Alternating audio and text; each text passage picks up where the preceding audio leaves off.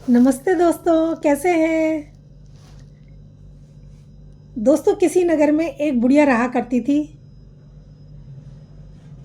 बुढ़िया सूर्य भगवान की बहुत पूजा करती थी।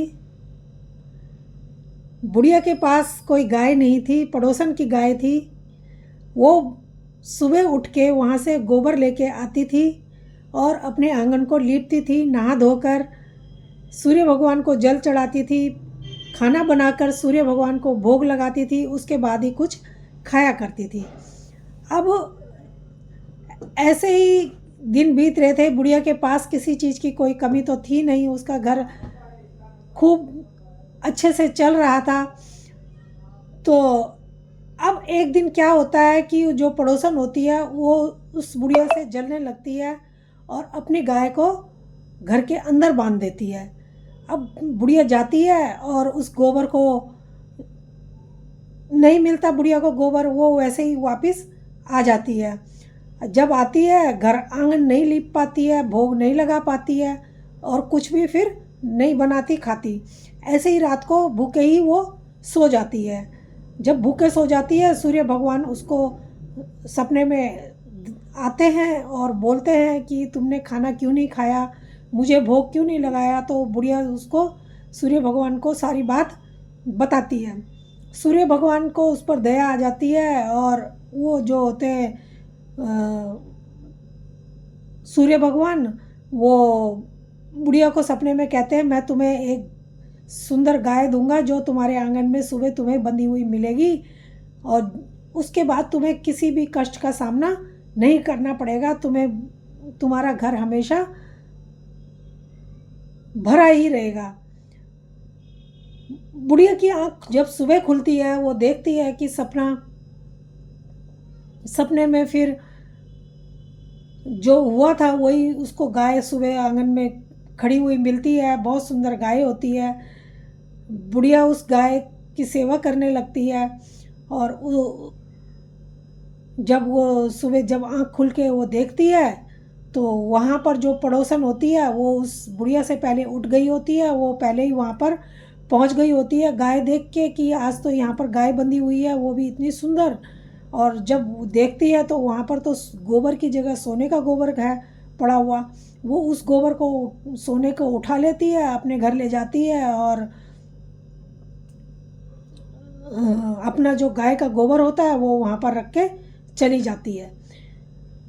जब बुढ़िया दूसरे दिन उठती है तो देखती है वहाँ पर सोने का गोबर पड़ा हुआ है। बुढ़िया बहुत चकित होती है और गाय को घर के अंदर बांध देती है, उस सोने को उठा लेती है। इस तरीके से बुढ़िया बहुत तरक्की करती है, बुढ़िया के पास बहुत सारा धन हो जाता है। अब बुढ़िया बहुत ऐसे रहने लगती है। ये देखकर पड़ोसन और जल भुन जाती है। फिर बुढ़िया को जो सूर्य भगवान होते हैं वो फिर दर्शन देते हैं और कहते हैं कि तुम हर इतवार को व्रत रखोगी और किस ढंग से रखोगी वो सारी विधि भगवान उसको बताते हैं। अब वो रोज़ इतवार का व्रत रखती और विधि विधान से उसकी पूजा करती। इस तरीके से उसकी दिनचर्या चल रही थी। अब पड़ोसन जब जल भुन जाती है वो राजा के दरबार में जाती है, राजा को सारी बात बताती है। राजा कहता है अच्छा, और राजा अपने सेवकों को भेजता है, वो गाय को लेके जाते हैं। बुढ़िया काफ़ी मिन्नतें करती है काफ़ी बोलती है, रोती है, कलपती है कि मेरी गाय को मत ले जाओ, लेकिन वो नहीं मानते। अब बुढ़िया बहुत परेशान होती है। सूर्य भगवान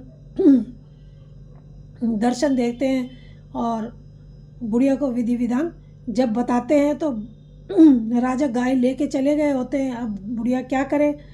अब जब राजा गाय लेके जाता है तो राजा को दिखाते हैं। राजा उस गाय को सुंदरता को देख के बहुत गाय की और खुश होते हैं। उस उनको कहते हैं कि गाय को मेरे ही कमरे में बांधो और बाहर नहीं बांधनी। राजा के कमरे में गाय बांधी जाती है।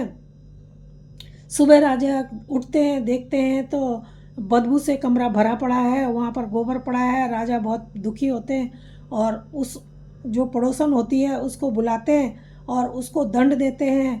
बुढ़िया माई को बुला करके गाय वापस करते हैं और बुढ़िया से क्षमा प्रार्थना करते हैं। और फिर बुढ़िया माई से पूछते हैं। बुढ़िया माई सारी बात राजा को बताती है और राजा को कहती है कि इस तरीके से सूर्य भगवान ने मुझे व्रत करने के लिए कहा है और इस तरीके से मेरे को विधि बताई है। सारा बता के राजा को और अपनी गाय लेके वापस आ जाती है। तो दोस्तों, ये कहानी कैसी लगी? अगर अच्छी लगी हो तो प्लीज़ लाइक और सब्सक्राइब ज़रूर करना।